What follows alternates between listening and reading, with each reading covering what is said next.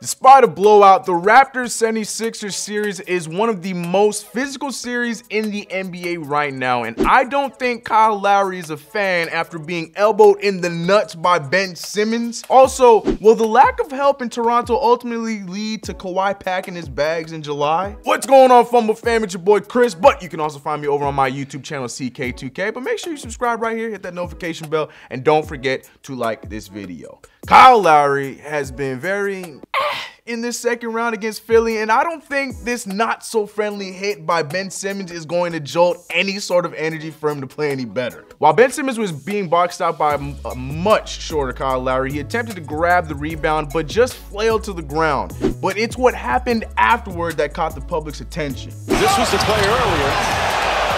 Whoa! Boy, I didn't see that.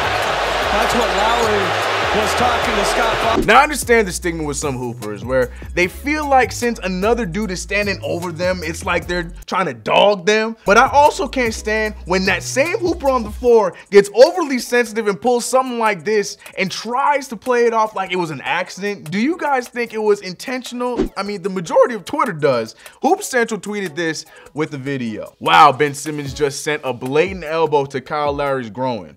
Aldonis Slashburn also added, Ben Simmons trash for this, SMH. Yahoo Sports said, got him right where it hurts. Should Ben Simmons be suspended for this? But in typical Philly fashion, this fan with the hilarious Twitter name Bum Chillups simply tweeted, Philly.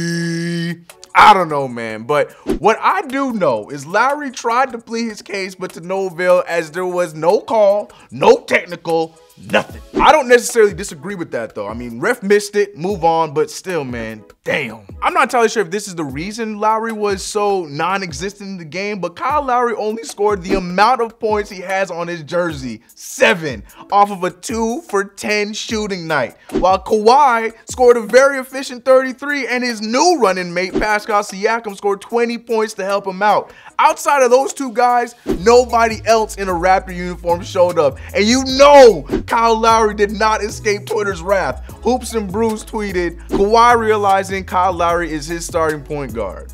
L. Brody added, nobody. Absolutely nobody. Not even Russell Westbrook. Kyle Lowry. Yo, the Cream Bigums meme, it kills me every single time. This next one connects to me though. The Rush tweeted, Ray Felton at home watching Kyle Lowry. It's known that I have been a heavy supporter of the Toronto Raptors to win the East this year, but the way things are looking in this series with Philly, I'm starting to get a little worried. I mean, just a tad. Kawhi is playing arguably his best stretch of basketball in his career on both sides of the ball, and all he needs is for his teammates to do what they've done all season and have his back. I mean, look at how easy it is for this man. But for your star guy to miss, to still didn't play in a lot of games, as Leonard lied. Kyle Lowry was interviewed after the game and he had nothing but great things to say about Kawhi's overall game in Game 3. He went on to say, we've got to help him. I was literally saying it during the game. We have to help him. He's doing everything he can possibly do offensively and defensively to win games.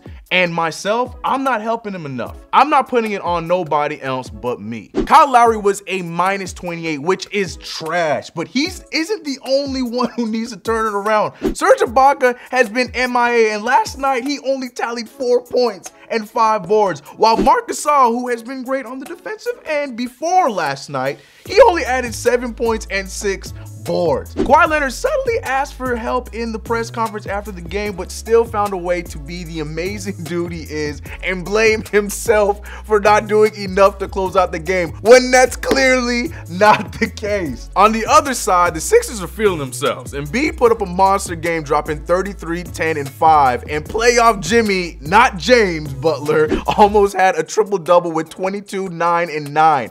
People want to pinpoint their playoff success on chemistry, but Joel Embiid feels a little differently about that. Chemistry is overrated. When you have, great basketball players on the floor, it's easy. It's not that complicated. Sixers look good. I mean, very good. But are we fools of the moment and the Raptors will turn this thing around? Or is this the beginning of the end for Kawhi in Toronto? Let me know in the comments below. This has been your boy Chris. I'll catch you guys in the next video.